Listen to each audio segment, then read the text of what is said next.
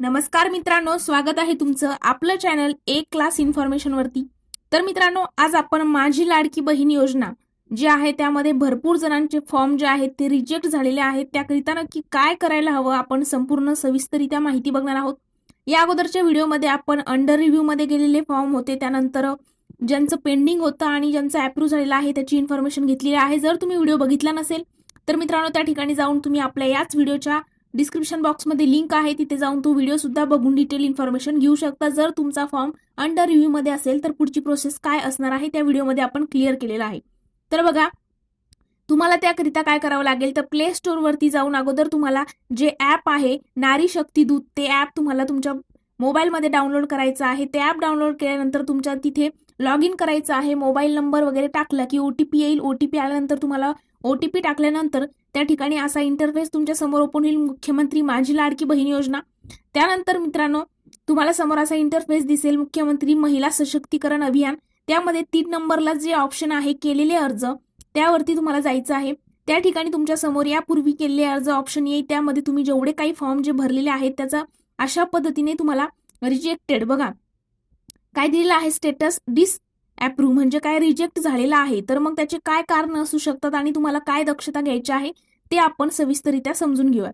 पण त्यापूर्वी मित्रांनो, जर तुम्ही पहिल्यांदाच आपला व्हिडिओ या चॅनलवरती बघत असाल तर आपले चॅनल सबस्क्राईब करून बेल आयकॉनवर सुद्धा प्रेस करायचं आहे, जेणेकरून अशीच महत्त्वपूर्ण माहिती तुमच्यापर्यंत लवकरात लवकर पोहोचेल। तर बघा, तुमच्या समोर असा इंटरफेस ओपन झालेला असेल आणि डिसअप्रूव्ह दिसत असेल तर त्याचे काय कारण असू शकतात।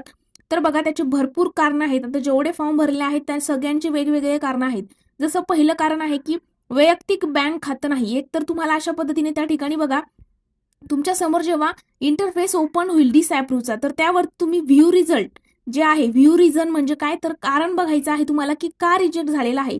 तर ग्रीन कलर मध्ये तुम्हाला व्ह्यू रिझन जे दिसते त्यावरती क्लिक करायचं।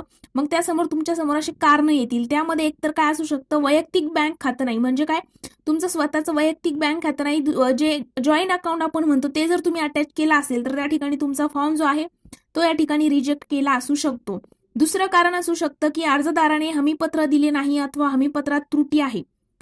आणि इतर कारण काय तर बघा, हमीपत्रामध्ये खुणा केलेल्या नाहीत म्हणजे जे हमीपत्र तुम्हाला माहित असेल, आता हमीपत्र फॉर्म भरताना लागतं तर त्यावरती एकतर खुणा केलेल्या नसतील किंवा अर्जदारांना हमीपत्र जे आहे ते हमीपत्रामध्ये काहीतरी चूक झालेली असल्या कारणाने तुमचं जे आहे फॉर्म रिजेक्ट होऊ शकतो।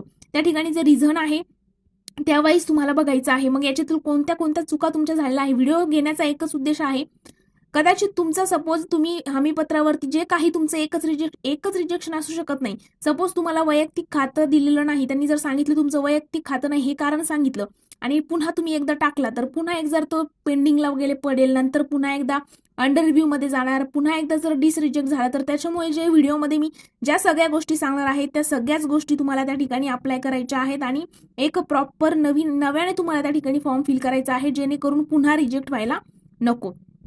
तर बघा, त्या ठिकाणी हमीपत्रानंतरचं दुसरं एक असू शकतं की आधार क्रमांक चुकीचा नोंदवलेला आहे, बँक खाते आधार संलग्न नाही म्हणजे काय, तर तुम्ही आधार क्रमांक जो आहे तुमचा टाकताना त्या ठिकाणी चुकीचा टाकला असू शकतो किंवा तो जो बँक आधार नंबर जो टाकलेला आहे तो तुमच्या बँक अकाउंटला लिंक नसावा, त्यामुळे तुमचा फॉर्म जो आहे तो रिजेक्ट झालेला असू शकतो। ह्या सगळ्याच चुका तुम्हाला पुढच्या वेळेला फॉर्म भरताना एक एक चूक त्या ठिकाणी ह्या सगळ्या गोष्टी ज्या मी व्हिडिओमध्ये सांगत आहे ती प्रत्येक गोष्ट चेक करून नंतर जर तुम्ही त्या ठिकाणी अप्लाय केला तर 100% नेक्स्ट टाइम तुमचं काय येणार आहे, अप्रूव्ह झालेला आहे अशा पद्धतीने ऑप्शन येईल। तर बघा, नंतर आहे बँक खात्याचा तपशील जो आहे त्यामध्ये खातेदाराचं नाव, बँकेचं नाव, खाते क्रमांक, IFSC कोड योग्य नाही। बघा, आपल्याला बँक नंबर, अकाउंट नंबर टाकावा लागतो, त्यानंतर आपलं जे अकाउंट नंबर आपल्या आधारवरती जे नाव आहे किंवा आपल्या पासबुक वरती जे आहे ते एक्झॅक्टली त्या पद्धतीने असायला हवं, स्पेलिंग मिस्टेक वगैरे नकोय, ओके। त्यानंतर IFSC कोड असतो आपल्या बँकेचा तो तुम्हाला योग्य टाकायचा आहे। आणि मित्रांनो, हमीपत्र साईन किंवा IFSC कोड ही एक चूक असू शकते, काय तर हमीपत्रावरती तुम्ही त्या ठिकाणी तुमची साईन केलेली नसेल, तुमची सही जर केलेली नसेल किंवा IFSC कोड चुकीचा टाकला असेल तर तुमचा फॉर्म रिजेक्ट झालेला असू शकतो। नंतर बघा, अर्जदार महिलेचे अधिवास प्रमाणपत्र, जन्म प्रमाणपत्र किंवा शाळा सोडल्याचा दाखला म्हणजे TC जे आहे, 15 वर्षापूर्वीचे रेशन कार्ड, 15 वर्षापूर्वीचे मतदार ओळखपत्र यापैकी कोणतीही एक प्रमाणपत्र ओळखपत्र जोडले नाही किंवा चुकीचं जोडलं आहे तर होऊ शकतं। तर त्यामध्ये for domicile and income same document attach different document for each ration card not clear to read name म्हणजे हे बघा, एक तर तुम्ही जर फॉर्म वगैरे फिल करताना त्या ठिकाणी जे डॉक्युमेंट अप्लाय करत आहात त्यावरती तुमचं जे नाव आहे ते स्पष्ट दिसायला हवं, ब्लर वगैरे नकोय. ओके, त्यांना वाचता यायला हवं, क्लिअर अशा पद्धतीने असायला हवा तुमचा फोटो. त्यानंतर इतर कारण काय असू शकतात, तर form should be fill as per Aadhaar card in English.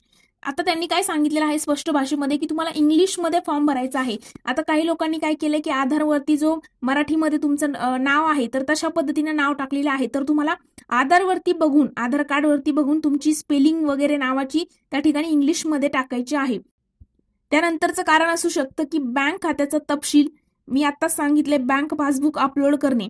आता त्यामध्ये बघा, जर तुम्ही तुमच्या बँकचं पासबुक अपलोड केलेलं नसेल, आता काही बँकेना पासबुक वगैरे नसतं, जसं कोटक महिंद्रा बँक वगैरे आहे, तर मग काही जणांनी काय केलेलं आहे, काही काही ठिकाणी 2 डॉक्युमेंटला, सपोज रेशन कार्ड आणि उत्पन्नाचा दाखला आहे, तर उत्पन्नाचा दाखलाच दोन्हीकडे टाकलेला आहे किंवा रेशन कार्ड दोन्ही अकाउंटला अटॅच केलेला आहे आणि मग काय तर झालं आमचं अप्रूव्ह, अशा पद्धतीने पण तुमचं ते पेंडिंगला पडणार, नंतर अंडर रिव्ह्यू मध्ये जाणार आणि नंतर शेवटी रिजेक्शन येईल. त्यामुळे सगळे डॉक्युमेंट जे आहे तुम्हाला चांगल्या पद्धतीने चेक करायचे आहेत.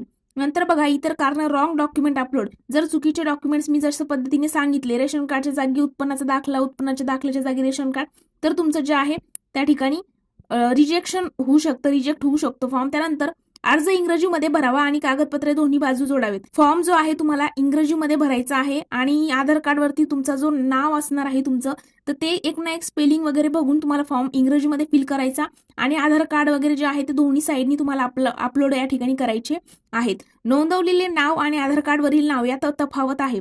म्हणजे काय, तर आता हे तर त्यांचं बरोबर रिजेक्शनचं कारण असायला हवं, कारण की तुमचं नाव एक नोंदवलेलं आहे, आधार कार्डवरती वेगळंच नाव आहे, असं जर काही डिफरन्स असेल, documents not clear, Aadhaar card not clear, अशा पद्धतीने रिजेक्शनला त्या ठिकाणी ते सांगू शकतात की तुमचा फॉर्म याच्यामुळे रिजेक्ट केलेला आहे.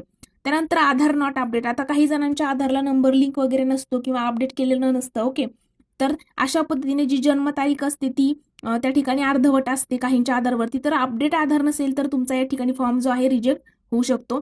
इतर कारण आहे डाटा इन मराठी लँग्वेज. मी अगोदरही सांगितलं की जे आहे काही जणांनी काय केलेलं आहे, मराठी लँग्वेजमध्ये फॉर्म भरलेला आहे, तुम्हाला इंग्रजीमध्ये फॉर्म भरायचा आहे आणि आधार कार्डवरती वगैरे जे काही असणार आहे नाव वगैरे तुमचं, तर ते इंग्रजीमध्ये त्या ठिकाणी अपलोड करायचं आहे. नंतर काय आहे, तर फॉर्म आणि पासबुक नावे जुळत नाही. म्हणजे तुम्ही फॉर्मवरती जी स्पेलिंग वगैरे टाकली असेल ती आणि पासबुकवरचं वगैरे तुमचं नाव वगैरे जुळत नाहीये, आधार तुमचं जे बँक अकाउंट आहे त्यावरती तुमचं नाव वगैरे जुळत नसेल, तर तुमचा फॉर्म जो आहे ते रिजेक्ट होऊ शकतो. आणि नंतरचं एक महत्वाचं कारण आहे की अर्जदार केंद्र किंवा राज्य शासनाच्या विविध विभागांमार्फत राबवण्यात येणाऱ्या आर्थिक योजनेद्वारे दरमहा ₹1,500 किंवा त्यापेक्षा अधिक रकमेचा लाभ घेत आहे. म्हणजे काय, आता बघा, तुम्हाला जरी वाटत असेल तुम्ही या ठिकाणी अप्लाय केला असेल, सपोज जर बघा तुम्ही ऑलरेडी एखाद्या शासनाच्या, राज्य शासनाच्या किंवा केंद्र शासनाच्या योजनेचा एखादा लाभ घेत असाल, त्यामध्ये तुम्हाला मग 1,500 पेक्षा जास्त रक्कम ऑलरेडी तुम्ही दुसऱ्या योजनेअंतर्गत जर महिन्याला घेत असाल, तर तुमचा या ठिकाणी फॉर्म जो आहे तो रिजेक्ट होऊ शकतो. त्या ठिकाणी तुम्ही अप्लाय नाही करू शकणार, तुम्ही पात्र नसणार आहात. तर अशा पद्धतीचे हे रिजेक्शनचे कारणे असू शकतात. यापैकी कोणतं कारण तुमच्या फॉर्मवरती दाखवत आहे त्यानुसार तुम्हाला सगळ्या काळजीपूर्वक नेक्स्ट टाइम पुन्हा त्या ठिकाणी एडिट फॉर्म ऑप्शन येईल किंवा मग पुन्हा नव्याने तुम्ही फॉर्म भरायचा आहे आणि त्या ठिकाणी अंडर रिव्ह्यू करिता टाकायचा आहे. तर आजची ही अपडेट होती. तुम्हाला जर व्हिडिओ आवडला असेल तर व्हिडिओला लाईक, कमेंट आणि तुमच्या सगळ्या मित्रमैत्रिणींपर्यंत व्हिडिओ जो आहे तो शेअर करायचा आहे. तर आज आपण इथेच थांबणार आहोत. Thank you so much.